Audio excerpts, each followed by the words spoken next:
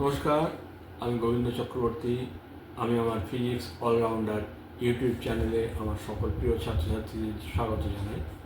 আজকে যে এপিসোড নিয়ে তোমাদের কাছে এসেছি সেটা হচ্ছে ক্লাস 11-এর ভেক্টর চ্যাপ্টারের স্থানাঙ্কের সাহায্যে একটা ভেক্টরকে কীভাবে প্রকাশ করা যায়, অর্থাৎ স্থানাঙ্কের সাহায্যে ভেক্টরের প্রকাশ, representation of a vector by coordinates.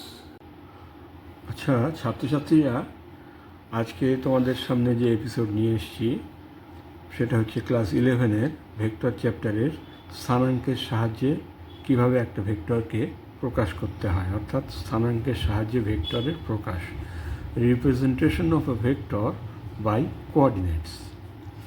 এই স্থানাঙ্কের ব্যাপারটা তোমরা সবাই ইতিমধ্যে নিশ্চয়ই জানো যে কার্টেসিয়ান নির্দেশতন্ত্রের মূলবিন্দুর সাপেক্ষে কোনো বিন্দুর স্থানাঙ্ক আমরা লিখতে পারি। আমি এখানে দেখো দ্বিমাত্রিক নির্দেশতন্ত্রে প্রথমে তোমাদের দেখাচ্ছি। দ্বিমাত্রিক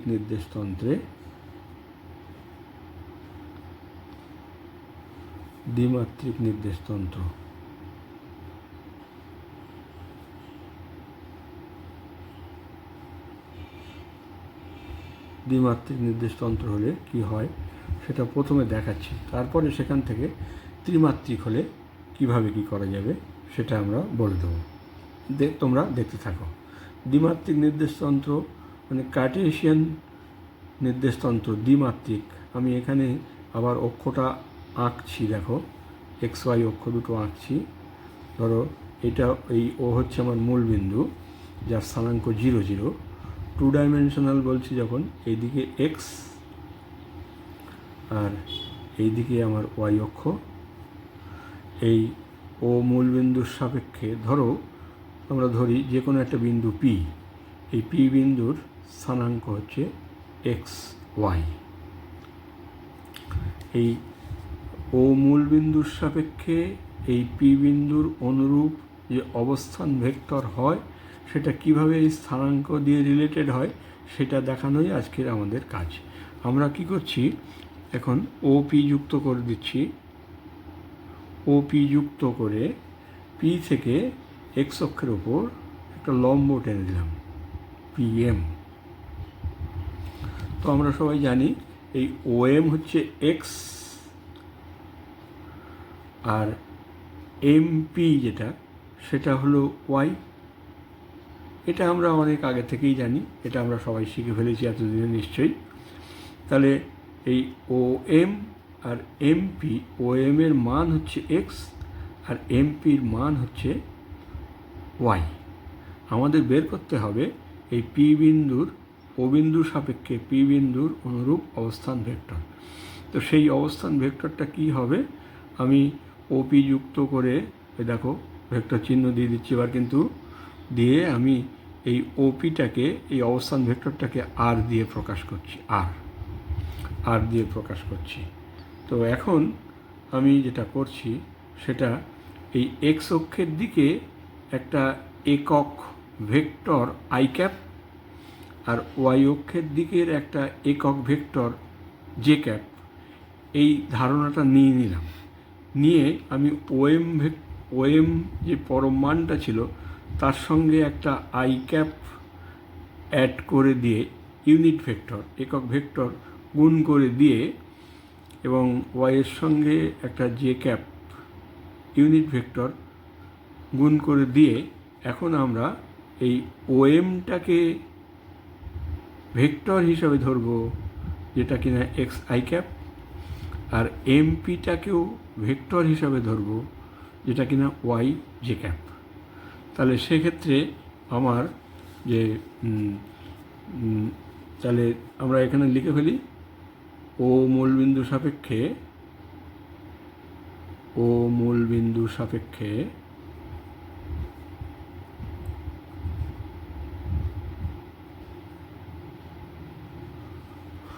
পি এক্স ওয়াই বিন্দুর অবস্থান ভেক্টর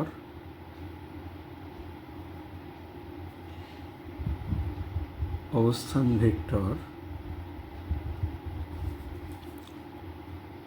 যাকে আমরা ওপি বলছি,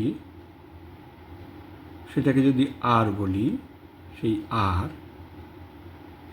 আর ইজ ইকুয়াল টু কী হবে? দেখো, ত্রিভুজ সূত্র আমরা এর আগে ভেক্টর যোগের ত্রিভুজ সূত্র বলেছি। যারা সেটা দেখোনি, আমার ডেসক্রিপশন বক্সে লিঙ্ক দেওয়া থাকবে। তোমরা সেই ত্রিভুজ সূত্রের সাহায্যে ভেক্টরের যোগ সেইটাকে ফলো করে নিলে এটা বুঝতে পারবে। দেখো, এখানে এই এক্স আই ক্যাপ আর ওয়াই জে ক্যাপ, এই দুটো আমার ও পি এম ত্রিভুজের একই ক্রমে গৃহীত দুটো বাহু বরাবর, একই ক্রমে মানে ও এম এম পি একই ক্রমে গৃহীত দুটো বাহু বরাবর এক্স আই ক্যাপ আর ওয়াই জে ক্যাপ কাজ করছে। তাহলে সেক্ষেত্রে তার যে লব্ধি আর, সেই আরটা হবে কি না, খুব simple, x i cap plus y j cap. এটা স্বচ্ছন্দে সবাই বুঝতে পারো। তাহলে এই হলো আমার পি এক্স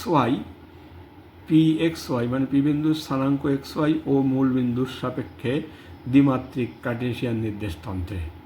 এই কথাগুলো কিন্তু সব মাথায় রাখতে হবে। সব কথা সব সময় বলছি না, কিন্তু এগুলো মাথায় রাখতে হবে। সেই পি বিন্দুর স্থানাঙ্ক যদি এক্স ওয়াই হয়, তাহলে পি বিন্দুর অনুরূপ ও মূলবিন্দুর সাপেক্ষে যে অবস্থান ভেক্টর ওপি, তার সেই ভেক্টরটা হলো এই রকম। ওপি ইকুয়াল টু যদি আর হয়, সেটা equal to x i cap plus y j cap. এবার পরম মান, আর এর পরম মান, আর এর পরম মান,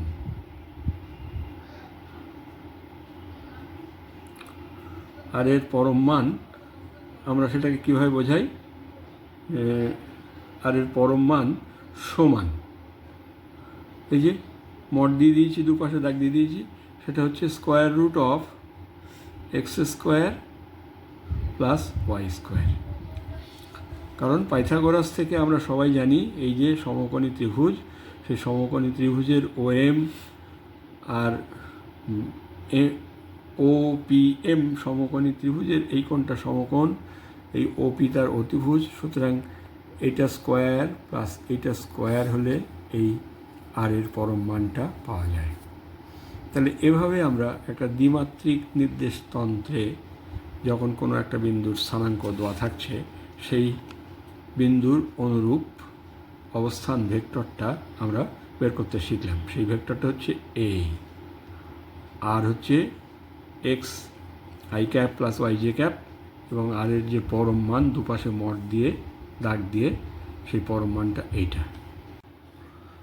আমরা দ্বিমাত্রিক নির্দেশতন্ত্র দেখেছি কীভাবে স্থানাঙ্কের সাহায্যে ভেক্টরকে প্রকাশ করা যায়।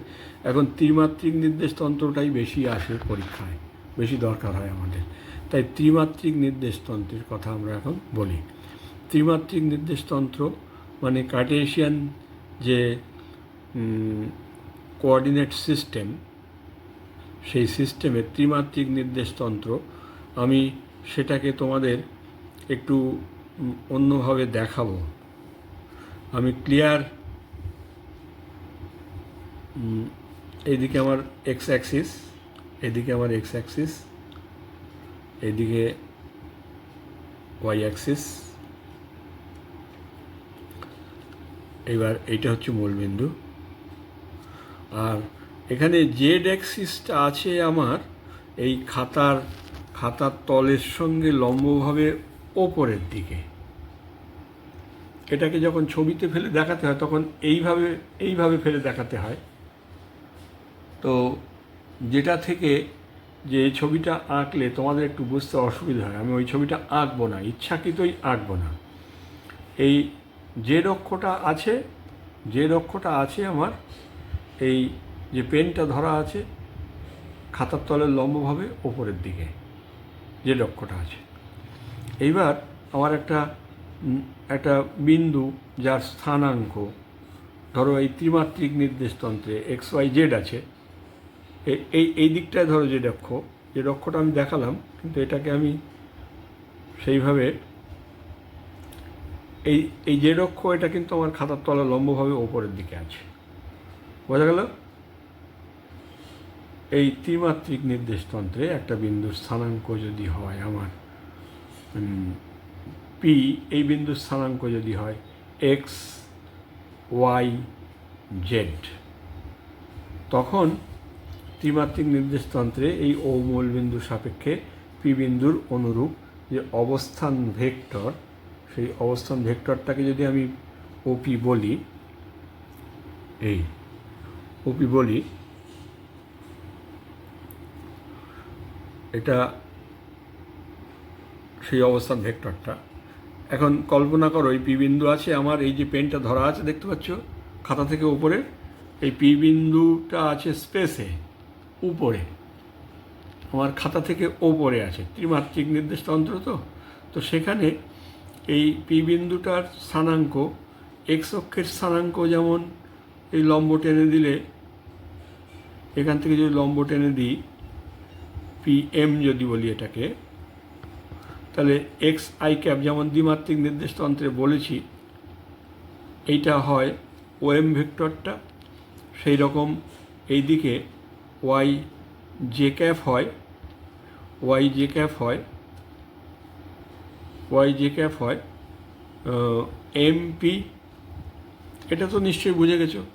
এখন একটু কল্পনা করে নাও, 3 ডাইমেনশন তো, সেই জন্যে বোঝানোর একটু অসুবিধে, খাতায় যে ছবিগুলো তোমরা বইতে দেখো ওই ছবিটা যদি আমি এখানে আঁকি তোমাদের বুঝতে কিন্তু সেই একই রকম অসুবিধেই হবে যেটা বই থেকে বুঝতে পারো না।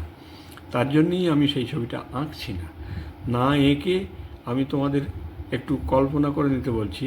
পি বিন্দু আছে আমার এই পেনটার মাথায়, পেনটা যে ধরা আছে তার মাথায়, তাহলে পেনটার মাথায় ধরা থাকলে সেখানে ও বিন্দু থেকে জেড অক্ষের দিকে তার একটা দূরত্ব আছে, সেই দূরত্বটাকে আমরা যদি বলি জেড, সেটাই স্থানাঙ্ক জেড, মানে সেই দূরত্বটা হচ্ছে জেড।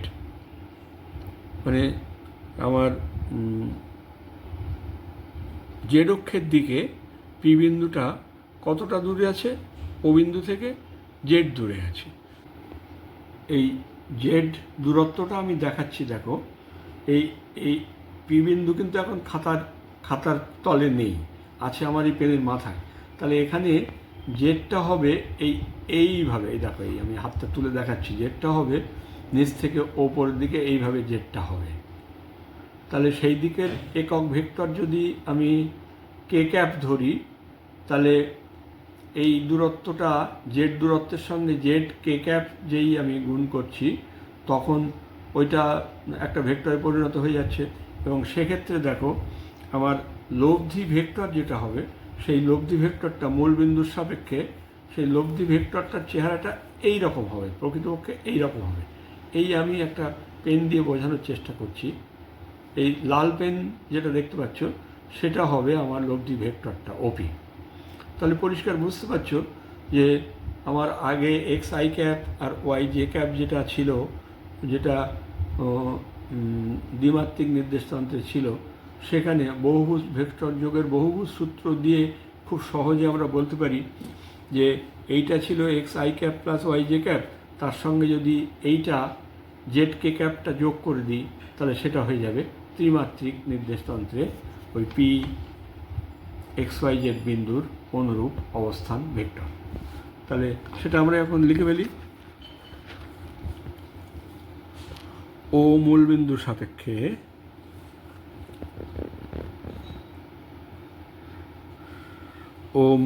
সাপেক্ষে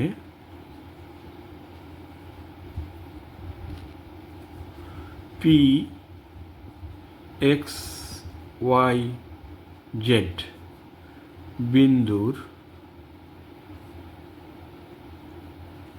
অনুরূপ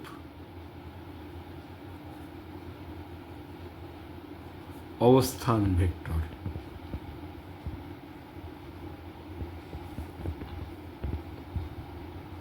Position vector of P xyz with respect to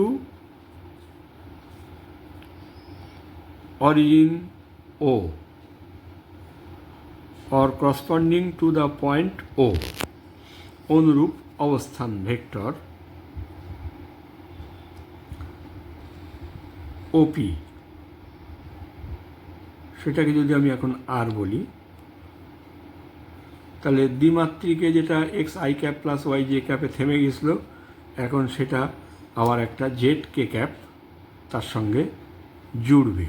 জুড়লে যেটা হবে সেটা এইটা x i cap plus y j cap plus z k cap. এখন এটা ভুললে চলবে না, এই আই জে আর কে কিন্তু আমার যথাক্রমে এক্স ওয়াই ও জেড অক্ষের দিকের একক ভেক্টর, যেখানে এবার কথাটা লিখে দিলাম, যেখানে আই জে ও কে হলো যথাক্রমে এক্স ওয়াই ও জেড অক্ষের দিকের একক ভেক্টর।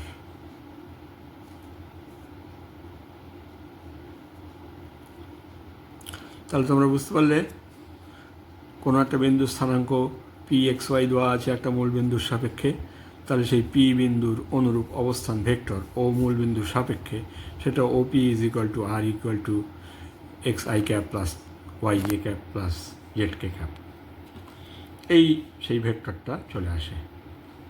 এটা খুব সহজেই আমরা এভাবে পেতে পারি স্থানাঙ্ক দিয়ে। এই ভেক্টরটার ওপি এর পরম মান কী হবে? ওপি এর পরম মান, ওপি এর পরম মান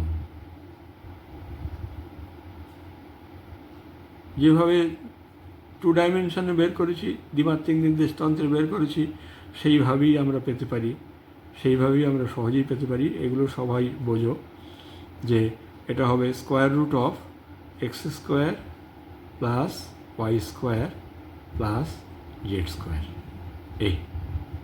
এটা হচ্ছে তার পরম মান, এটা হচ্ছে তার পরম মান।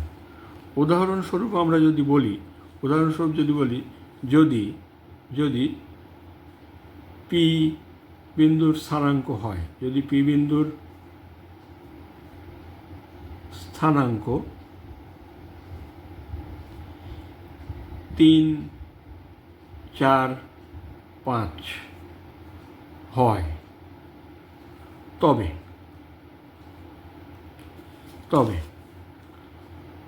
যা আমরা শিখলাম সেই পদ্ধতিতে আমরা ওপি ভেক্টরটাকে, মানে ও মূলবিন্দুর সাপেক্ষে পি বিন্দুর অবস্থান ভেক্টর ওপি ভেক্টরটাকে আমরা কীভাবে লিখতে পারি? X i cap plus y j cap plus z k cap. দেখো এখানে এক্স আছে 3, তাহলে 3 i cap plus 4 j cap plus 5 k cap. এই ওপি এর পরম মান যদি বলি মড আর কী হবে না, square root of 3 square plus 4 square plus 5 square. এইটা হবে। This is equal to what?